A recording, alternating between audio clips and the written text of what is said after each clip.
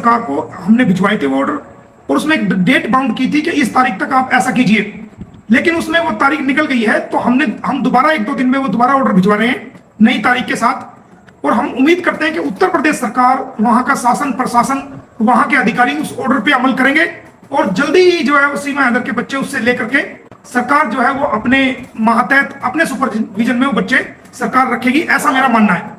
उसके अंदर नई तारीख होगी, उस तारीख तक उनसे बच्चे लेकर के वो सरकार अपनी निगरानी में रखेगी, तो ऐसा मेरा मानना है। अब बात करते हैं बेल कैंसलेशन की। तो बेल कैंसलेशन की जो बात करते हैं, बेल कैंसलेशन की हम जो बात कर रहे हैं वो अब जल्दी ही सारी हमने फॉर्मेलिटीज पूरी कर ली हैं। सारी जो बेस बनाने के जितने भी कार्य थे हमने वो सारे पूरे कर लिए हैं, और 15 अगस्त के बाद, 15 अगस्त तक, क्योंकि पुलिस भी बिजी रहती है परेड के अंदर दूसरे कामों में, 15 अगस्त तक जो है वो हम 15 अगस्त के बाद ऐसा ही उम्मीद कर रहे हैं कि 15 अगस्त के बाद हम इसकी बेल कैंसलेशन के लिए जो है वो अप्लाई कर देंगे, और सारी चीजों माननीय अदालत के सामने जो फ्रॉड इसने जमानत में किया है, जो झूठ बोले हैं, जो गुमराह किया है, जो सबूत हमारे पास जितने भी लगे हैं, गलत एफिडेविट दिया है, गलत कार्य जितने भी किए हैं, वो तमाम सबूतों के साथ हम जो है इसकी बेल कैंसलेशन के लिए 15 अगस्त के बाद जो है हम इसकी फाइल कर देंगे, और माननीय अदालत के सामने हम पुरजोर इस बात की कोशिश करेंगे सारे सबूतों के साथ कि इसकी बेल कैंसिल हो, और बेल कैंसिल होने के बाद ये जेल जाए, बच्चे सरकार की सुपरविजन में, सरकार शेल्टर होम में रखे, और जैसे ये जेल जाएगी बच्चे सरकार शेल्टर होम में रखे जाएंगे। इधर से गुलाम हैदर जो है वो उम्मीद है कि वो अगस्त के लास्ट में या सितंबर के शुरू में सरकार उनको वीजा देगी, और वो भारत में आएंगे, और जैसे ही वो आएंगे तो हम उनके बच्चों को दिलवाने का काम करेंगे, और ये केस इस प्रकार जो है गुलाम के हैदर के बच्चे गुलाम को मिल जाएंगे, और सीमा हैदर जो है वो बेल कैंसिल होने के बाद वो जेल चली जाएगी। तो इस केस का अंत जो है वो इस प्रकार होने जा रहा है। बाकी जो मैरिज को चैलेंज किया था, ये किया था, वो चलते रहेंगे मुकदमे, आने वाले समय में उनका फैसला होगा, लेकिन ये केस जो है वो अंत की तरफ है। हमने जितनी कोशिश और मेहनत की थी वो हमने कर चुके, और हमारे 2 ही पॉइंट है। पॉइंट नंबर 1 सीमा हैदर को जेल कराना, पॉइंट नंबर 2 गुलाम हैदर के बच्चों को उनसे लेके सरकारी एजेंसीज, जो सरकारी अथॉरिटीज है, उनके मातहत बच्चों को रखना, और जब गुलाम हैदर आ जाए तो गुलाम हैदर से उनकी मुलाकात करा करके बच्चों को सरकार द्वारा, अथॉरिटीज द्वारा उनको सौंपना, ऐसा हमारा कदम है, ऐसा हमारा मानना है, और ये सब हमने कार्रवाई पूरी अपनी कर चुके हैं। और इस प्रकार ये केस जो है वो अंत की तरफ आ गया है, एंड की तरफ आ गया है, निपटान की तरफ आ गया है। जो दूसरे केसेस चल रहे हैं सीमा हैदर के जेल में जाने के बाद वो चलते रहेंगे, जिनकी सजा उनको जो है जरूर मिलेगी, और हो सकता है वो साल चले, 2 साल चले, या और लंबे चले, लेकिन इसको जेल हो जाएगी। और अगर किसी वजह से इसकी बेल कैंसलेशन नहीं होती है तो हम उसकी अपील सेशन जज के यहाँ करेंगे। अगर सेशन जज साहब से भी किसी वजह से इसकी बेल कैंसिल नहीं होती है तो हम ऑनरेबल हाई कोर्ट और ऑनरेबल सुप्रीम कोर्ट इसका रुख करेंगे। और दूसरा जो हम पॉइंट पे काम कर रहे हैं वो ये कर रहे हैं कि हम अगर चार्जशीट की वेट कर रहे हैं, अगर चार्जशीट नहीं आती है जल्दी से, तो हम ये मामला उत्तर प्रदेश गवर्नमेंट से लेकर के वो हरियाणा गवर्नमेंट की तरफ, हरियाणा स्टेट की तरफ इस चीज को लेके आएंगे, और उसमें जल्द से जल्द जांच हो, जल्द से जल्द चार्जशीट कोर्ट में आए, और जब चार्जशीट कोर्ट में आ जाएगी तो उसके ऊपर चार्ज लगेगा। जो धाराएं चार्जशीट के अंदर लिख के आएंगी, जांच के अंदर जो क्राइम पाया जाएगा, उसके अकॉर्डिंग उसके अंदर सेक्शंस और धाराएं जुड़ी हुई आएंगी। सेक्शन 173 की सब सेक्शन 2 के तहत अगर हमें लगेगा कि उसके अंदर धाराएं कम लगाई गई है, सीमा का फेवर किया गया है, ये जो जांच होनी चाहिए थी वो जांच नहीं हुई है, तो हम फर्दर इन्वेस्टिगेशन की उसमें कोशिश करेंगे, और धारा 173 की सबसेक्शन 8 के तहत जो है वो फर्दर इन्वेस्टिगेशन के लिए हम कोशिश करेंगे। और पहली हमारी कोशिश ये है कि इसको सीमा हैदर को हम जेल कराएं और उसकी जो है बेल कैंसिलेशन कराएं। दूसरा पॉइंट हमारा ये है कि अगर चार्जशीट में देरी होती है तो हम वहां से उत्तर प्रदेश सरकार से इसे बदलकर हरियाणा के अंदर लाने की कोशिश करेंगे, ताकि अगर कहीं किसी पॉइंट पर, किसी इशू पर सीमा हैदर के साथ अगर नरमी बरता जा रही है या उसका फेवर किया जा रहा है, उस फेवर को खत्म किया जा सके, और भारत की जनता को यह देखने को मिले कि कानून सबके लिए बराबर है, चाहे वो भारत का वासी है, चाहे वो बाहर का वासी है, चाहे वो कहीं का है, जिसके खिलाफ कानूनी कार्रवाई हुई है, उस कानूनी कार्रवाई के अंदर जो कानून है सबके लिए बराबर है, जो न्याय व्यवस्था है वो सबके लिए बराबर है, जो पुलिस के कानून है वो सबके लिए बराबर है, जो माननीय न्यायालय की जो प्रोसीडिंग्स है वो सबके लिए बराबर है। ना कोई छोटा है, ना कोई बड़ा है, ना कोई ऊंचा है, ना कोई नीचा है, ना जाति है, ना धर्म है, ना वेश है, वो कोई मायने नहीं रखता। कानून के सामने सब बराबर हैं।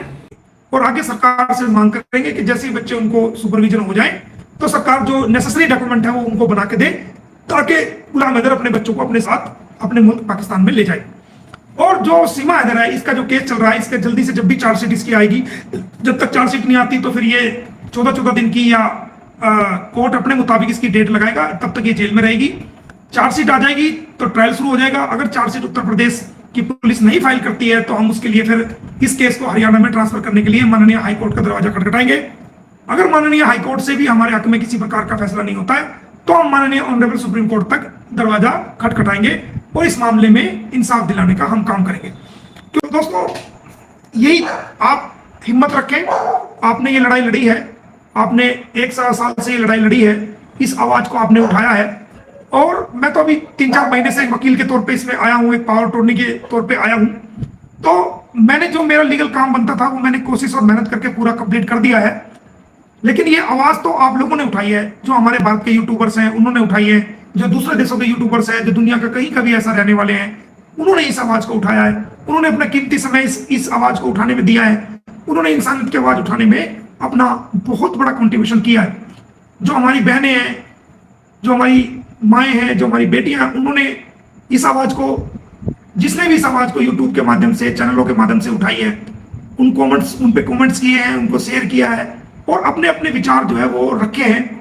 और वो विचार ऐसा नहीं है कि आप यूट्यूब पे दे रहे हैं या कमेंट कर रहे हैं तो आपकी कोई सुनेगा नहीं, बल्कि आपके जितने भी कमेंट्स होते हैं, जितने भी शेयर्स होते हैं, तमाम आपके कमेंट्स जो हैं, जो भारत का इंटेलिजेंस है, जो भारत की आईबी है, जो भारत का खुफिया तंत्र है, जो भारत की सीआईडी है, जो किसी भी देश की रीढ़ की हड्डी है, जो उस देश को चलाते हैं, वो तुम्हारे सारे कमेंट पढ़ते हैं, तुम्हारे सारे शेयर पढ़ते हैं, तुम्हारी सारी जो है पोस्ट को देखते हैं, जो खासकर उस मुद्दे की जो पाकिस्तान से रिलेटेड हो, तो वो सारी चीजें देखते हैं कि इस मुद्दे में पब्लिक का क्या रुख है।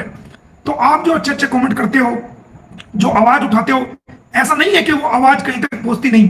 वो सीआईडी के माध्यम से, आईबी के माध्यम से, रॉ के माध्यम से, इंटेलिजेंस एजेंसीज के माध्यम से आपके तमाम कमेंट्स पढ़ते हैं, उनकी एक रिपोर्ट तैयार करते हैं और वो रिपोर्ट जो है भारत सरकार तक पहुंचती है कि कितने लोग सीमा हैदर के यहाँ रहने को पसंद करते हैं और कितने लोग इसके यहाँ रहने को पसंद नहीं करते, कितने लोग चाहते हैं कि हैदर के बच्चों को हैदर को दिया जाए और कितने लोग नहीं चाहते।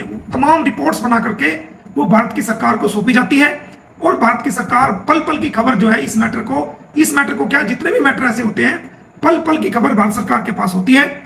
और भारत सरकार जो भारत के लोगों की इच्छा होती है, जिसमें ज्यादा समर्थन होता है, जिसमें ज्यादा इकट्ठे लोग किसी आवाज को उठाते हैं, उस आवाज को सुन करके फैसला लेती है। भारत सरकार अपनी तरफ से कोई फैसला नहीं लेती।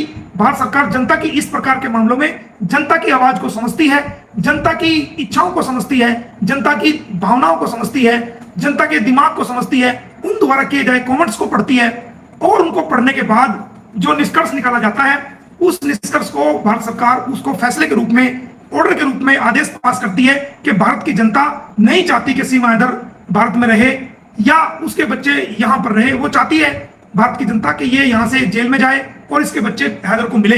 ये भारत की जनता की आवाज है, ये भारत के वोटरों की आवाज है।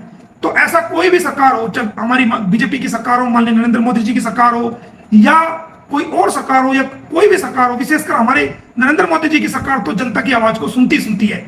तो ऐसा नहीं है कि आप जनता के लोग जो आवाज उठा रहे हैं, जो पुकार रहे हैं, जो कमेंट कर रहे हैं, जो शेयर कर रहे हैं, जो अपनी बात को रख रहे हैं, जो मुद्दे को चर्चित रखे हुए हैं, जो आके डिबेट करते हैं, ऐसा नहीं है कि सरकार की नजर से वो छुपा हुआ है। नहीं, सरकार की एक एक नजर उसके ऊपर है। जो आप डिबेट लाइव में करते हैं वो उनको भी सुनते हैं, उसका भी निष्कर्ष निकालते हैं। जो आप कमेंट्स करते हैं, जो लाइव, आप सारा कुछ उसका पूरा निचोड़ निकाल के सरकार तक जाता है और आपकी आवाज जो है वो सरकार के कानों तक जा रही है। ये माफी नहीं मांग रही, तुम्हें समझना पड़ेगा। ये कह रही है कि मैं भारत की बहनों से माफी मांगती हूं कि मैं आपकी शरण में आई हूं। शरण में नहीं आई तू। अगर तू शरण में आती तो तेरा काम नाच गाना करके, वीडियो बना के समाज में गंदगी फैलाने का नहीं था। तेरा काम ऐसी गंदी गंदी हरकतें सचिन के साथ करके तू वीडियो बना के वायरल कर रही है, जिससे हमारी बहनों बेटियों पर असर पड़ रहा है। गांव देहात की या शहर की लड़कियों पर भी असर पड़ रहा है और इतनी गंदगी बना रही है कि हम अपने घर के अंदर अपनी बेटियों के साथ, अपनी बहनों के साथ, अपनी माओ के साथ वो तस्वीर वो तेरी रील देख नहीं सकते, तेरी वीडियो देख नहीं सकते, हमें शर्म आती है। इस प्रकार की हरकतें कर रही है तो ये शर्म है। गंदी वीडियो बना के समाज में उसको गंदगी को फैलाना, समाज को दूषित करना, समाज को खराब करना सिर्फ पैसा कमाने के लिए यूट्यूब से, क्या ये शरण है? आप ये भारत में जो शरण मांग रही है, कह रही है मुझे माफ कर दो बहनों, भारत की बहनों, और मैं यहां तुम्हारी शरण में आई हूं। शरण में नहीं आई, बल्कि तुम्हें नीचा दिखाने आई है। ये हमारे भारत की बहनों को, महिलाओं को सीमा हैदर नीचा दिखाने आई है। अपने पति को बिना तलाक लिए आई है, घर बेच के आई है, उसके सामान बेच के आई है, उसको जो है ना दर बदर की ठोकरें खाने पे मजबूर कर दिया, उसके बच्चे ले आई, रिपेयर के 3 लाख रुपए ले आई और उसको पूरी दुनिया में अपने पति को जलील करा दिया। वो औरत ही क्या जिसकी वजह से उसका पति जलील हो जाए? मैं उसको औरत नहीं मानता। औरत तो वो है कि अपने ऊपर 100 आंच आ जाए, लेकिन अपने पति के ऊपर ना इज्जत की आंच आने दे, ना किसी और बात की आंच आने दे, उसके मान सम्मान में कोई आंच नहीं आने देती। वो है भारत की महिलाएं। और तुम भारत की महिलाओं को कह रही हो कि तुम्हारी शरण आई। भारत की महिलाओं की शरण में नहीं आई, बल्कि भारत की महिलाओं की जो शर्म है, जो हया है, जो संस्कृति है, उसको खराब करने के लिए आई है। हम कैसे शरण देते इसको?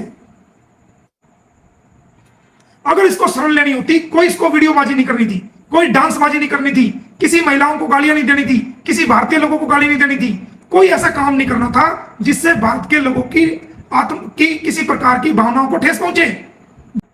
मैंने आपको कहा था ना, आपको याद है जब मैंने कार्रवाई शुरू की थी तो मैंने आपको कहा था कि सीमा हैदर अपने किरदार से, अपने कैरेक्टर से जैसे जैसे हम कार्रवाई करेंगे उससे बहुत नीचे गिरती जाएगी, गिरती जाएगी, गिरती जाएगी। और एक दिन वो आएगा कि ये बिल्कुल अपने आप को बेशरम बेहया होकर के सड़क पे बिना ओपनली जो है ना ये ऐसा ऐलान कर देगी कि कोई बेशरम आदमी कर ही नहीं सकता, बेशरम भी नहीं कर सकता। और जब इसको ये लग रहा है कि अब तू फंसने जा रही है, अब तू जेल होने जा रही है, तेरी जमानत कैंसिल होने जा रही है, ये सारे सबूत अदालत में रखे जा रहे हैं, तो ये मगरमच्छ के आंसू बहा करके वो हमारे भारत की महिलाओं को अपने फेवर में करके और वो झूठे मगरमच्छ के आंसू बहा रही है। जो औरत उस इंसान की नहीं हुई, वो औरत उस बहन की होगी जिसको गालियां दी, उन भारतीय बहनों की होगी जिनको गालियां दी, उन भारतीय लोगों की होगी जिनको गालियां दी। कभी भी नहीं हो सकती, कभी भी नहीं हो सकती। जो अपनी बहन को इनकार कर दे मानने से, जो बहन इसकी जो बहन इसके बच्चों को रखती थी, उसको नहलाती थी, खिलाती थी, स्कूल भेजती थी, उनका ख्याल रखती थी, 10 दिन तक ये दुबई के रास्ते नेपाल में रही, सचिन के पास, बच्चे उसके बाद छोड़ के आई थी। ये यहाँ अय्यासी करने के लिए इलीगल रिलेशन में नेपाल में आई थी, बच्चों को छोड़ करके इसके बच्चों का ख्याल करती थी। वो औरत जो अपने लगते जिगर को, अपने जिगर के टुकड़ों को अय्यासी के लिए 10 दिन के लिए छोड़ सकती है, वो औरत किसी की हो सकती है? Never, never. मेरी बात आप लिख लो, पूरा हिंदुस्तान कागज और कलम उठा करके आज मोमिन मलिक की बात को लिख लो। पूरी दुनिया के लोग जो मेरा लाइव देख रहे हैं, जो बाद में देखेंगे, वो उठा करके इस बात को लिख लो कि जो औरत अपने बच्चों को अपनी अय्यासी के लिए 10 दिन तक झूठ बोल के पाकिस्तान में छोड़ सकती है और खुद दुबई के रास्ते नेपाल आकर के 10 दिन तक होटल में सचिन के साथ अय्यासी और हरामखोरी कर सकती है, वो बच्ची अपने बच्चियों की नहीं हुई, अपने बेटे की नहीं हुई, अपनी सगी औलाद की नहीं हुई, अपने पति की नहीं हुई, अपनी बहन की नहीं हुई, अपने खानदान की नहीं हुई और अपने देश की नहीं हुई, वो कभी भी भारत की नहीं हो सकती। कभी भी, नेवर, कभी भी भारत की नहीं हो सकती। वक्त आने पे ये भारत के साथ गद्दारी कर देगी। समय चाहिए इसको रख लिया जाए, इससे 10 औलाद पैदा कर दो। 4 औलाद तो गुलाम हैदर ने भी पैदा कर रखी है, सचिन चाह 10 औलाद इससे पैदा कर दो। कभी भी भारत की वफादार ये औरत नहीं हो सकती। कितना भी बोल लो मैं भारत की वफादार हूं, मैं भारत की वफादार हूं, मैं भारत की वफादार हूं, नहीं, इसका रिकॉर्ड उठा के देखो, ये कभी भी भारत की वफादार नहीं हो सकती। जो लोग इसको सपोर्ट कर रहे हैं अंधेपन में, बिना बुद्धि का इस्तेमाल किए, मैं नहीं कहता तुम हैदर को सपोर्ट करो, लेकिन तुम अपने भारत माता को तो सपोर्ट करो, अपने भारत की धरती को तो सपोर्ट करो। वो कभी भी भारत की नहीं हो सकती भाई। जो लोग इसको सपोर्ट कर रहे हैं वो एक दिन पछताएंगे, उनको पछताना पड़ेगा और वो समय ज्यादा दूर नहीं, बहुत नजदीक है। तो दोस्तों, जो लोग सीमा को सपोर्ट कर रहे हैं वो एक दिन पछताएंगे, मैं नहीं कहता तुम गुलाम हैदर की सपोर्ट करो, नो, बिल्कुल मत करो, लेकिन तुम अपने भारत की सपोर्ट तो करो, अपनी भारत माता की सपोर्ट तो करो, और अपनी भारत माता की, अपनी मातृभूमि की तो सपोर्ट करो, और अपनी भारत माता को, अपनी मातृभूमि की रक्षा के लिए तो कम से कम इसको सपोर्ट मत करो, इसको यहां से, इसको भगाने में अपना योगदान दो। ये तुम्हारी आंखों पर पर्दे पड़े हुए हैं भाई, तुम्हारी अकलों पर, तुम्हारे जहनों पर, तुम्हारे दिमाग पर पर्दे पड़े हुए हैं। तुम सीमा भक्ति में बेवकूफ हो चुके हो, मेंटल हो चुके हो, और तुम एक दिन पछताओगे। जो मेरे मुखालिफ लोग भी हैं, जो इस मुहिम के मुखालिफ है, एंटी लोग हैं, जो अपोजिट लोग हैं, मेरा तुम्हारे से विरोध नहीं, तुम मेरे भारत के भाई बहन हो, मुझे तुमसे कोई प्रॉब्लम नहीं, रात दिन विरोध करो, नो प्रॉब्लम, लेकिन गुलाम हैदर की तुम बिल्कुल भी सपोर्ट ना करो, खूब विरोध करो, कोई प्रॉब्लम नहीं, लेकिन भारत माता की और भारत की पाक धरती की, भारत देश की, हमारे प्यारे वतन की ऐसे बेवफा लोगों से हिफाजत करो।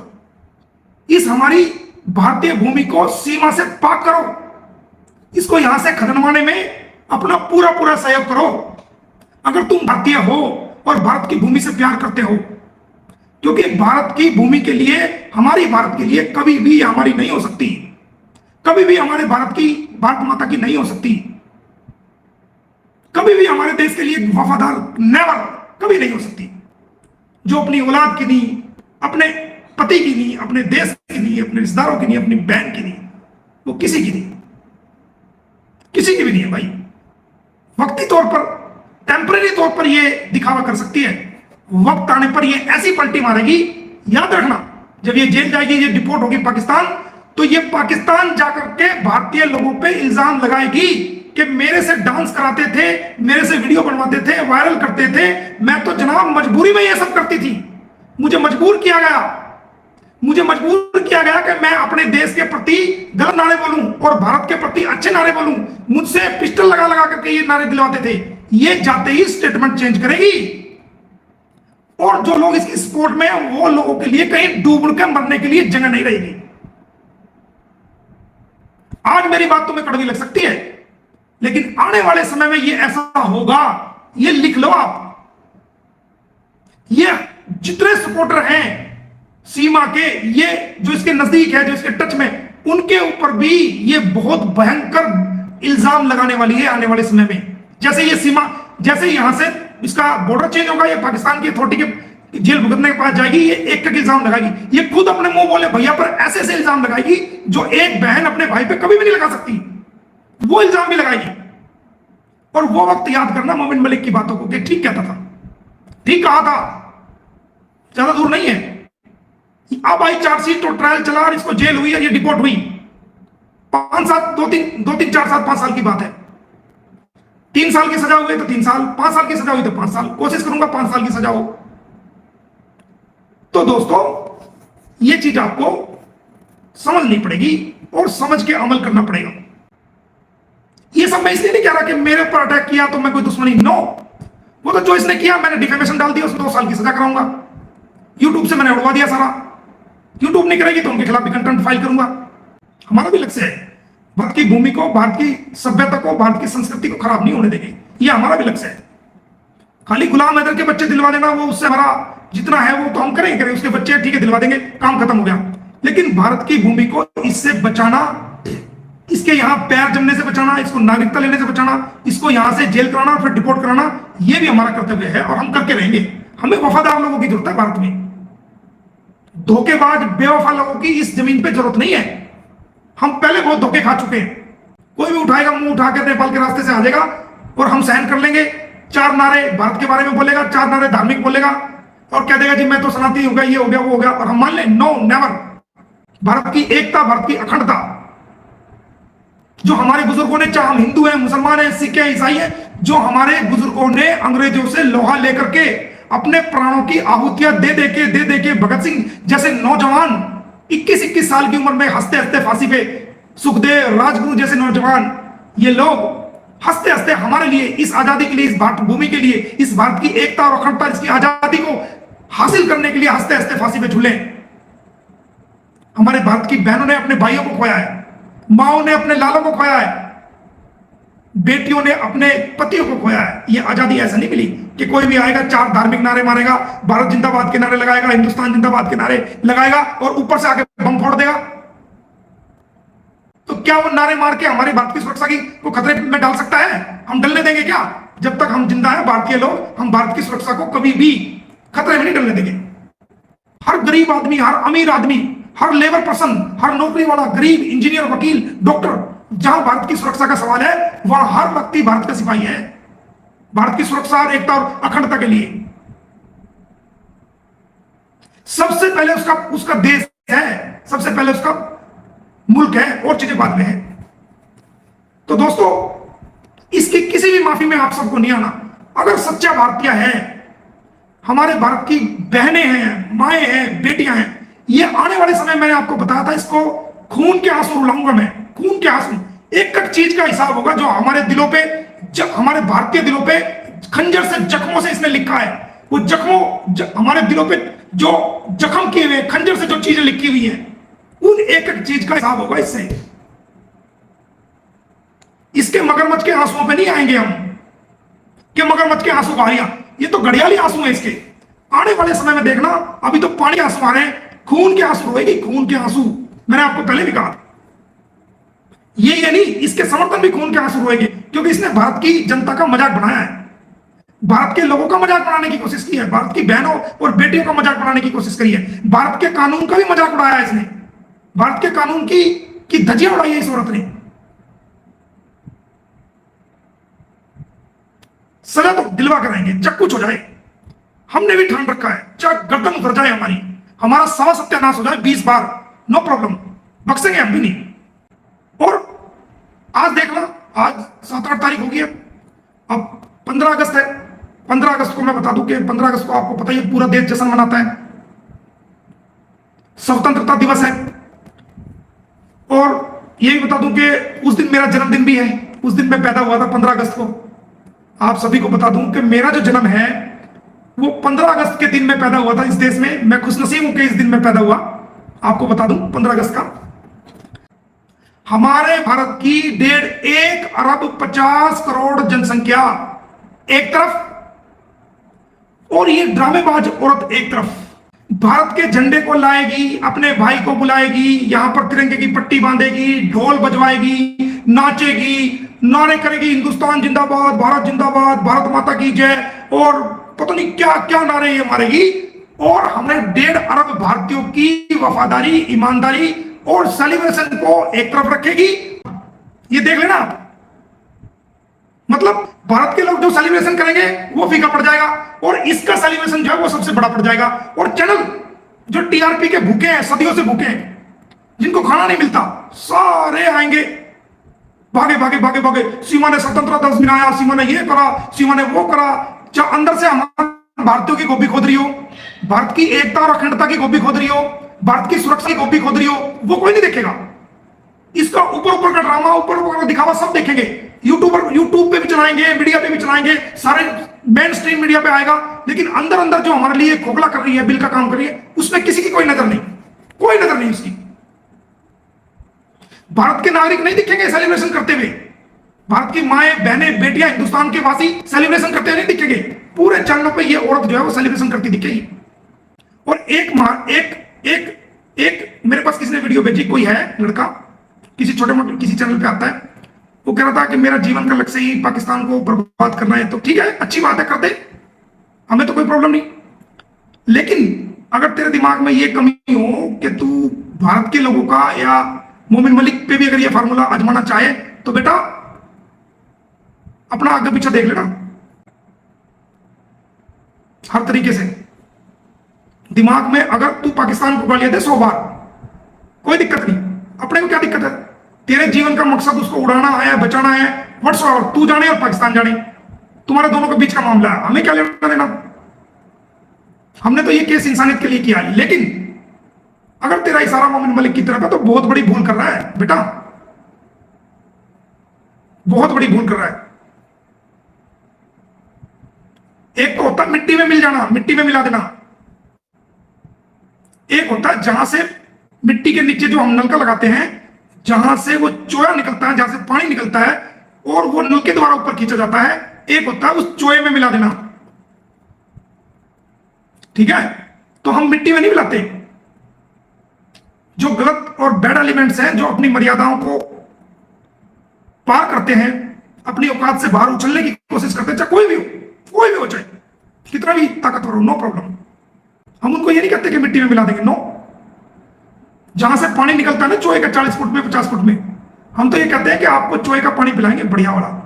इंसान को दूरदर्शी सोचनी चाहिए कि हम कोई भी काम करने जा रहे हैं, उस काम का अंजाम क्या होगा, उसके नेगेटिव पॉइंट्स क्या होंगे, उसके पॉजिटिव पॉइंट्स क्या होंगे, इसके आने वाले टाइम में क्या रिएक्शन हो सकता है, इसका क्या फायदा है, क्या नुकसान है, ऐसा करने से क्या होगा, क्या हमारा मकसद हल होगा, या हमारे ऊपर और बड़ी कोई मुसीबत खड़ी हो जाएगी। तो वो समझदार इंसान जो है हर चीज को लेकर चलता है, और जो समझदार इंसान हर चीज को लेकर चलता है उसको दिक्कत नहीं होती किसी भी प्रकार की। लेकिन जो नासमझी में कदम उठाता है और आने वाले भविष्य की परवाह नहीं करता, वही लोग मार खाते हैं, वही लोग फिर पछताते हैं कि काश हमने ये ना किया होता, तो काश हम शायद हमारी ये हालत ना हुई होती। तो जो समझदार लोग हैं वो एनालिसिस करते हैं हर चीज को, अच्छे को बुरे को, अपने स्टेप को भी समझ के लेते हैं, उन लोगों के लिए अच्छी बात है। तो दोस्तों आज काफी हो गया, कई दिन के बाद आना हुआ था, आपसे फिर मिलेंगे, जरूर मिलेंगे। आप सभी अपना ख्याल रखें और इसके किसी भी प्रकार के मगरमच्छ के आंसुओं पे ना आए। कोई भी हमारी बहन बेटी कोई भी जो है इसके मगरमच्छ के आंसुओं पे ना आए। हमारा एक ही मकसद है कि भारत की भूमि को इससे निजात दिलानी है, इसको यहां से भेजना है और इसके बच्चों को गुलाम नजर को दिलवाना है। बहुत बहुत धन्यवाद, शुक्रिया, थैंक यू, सत श्री अकाल, सलाम।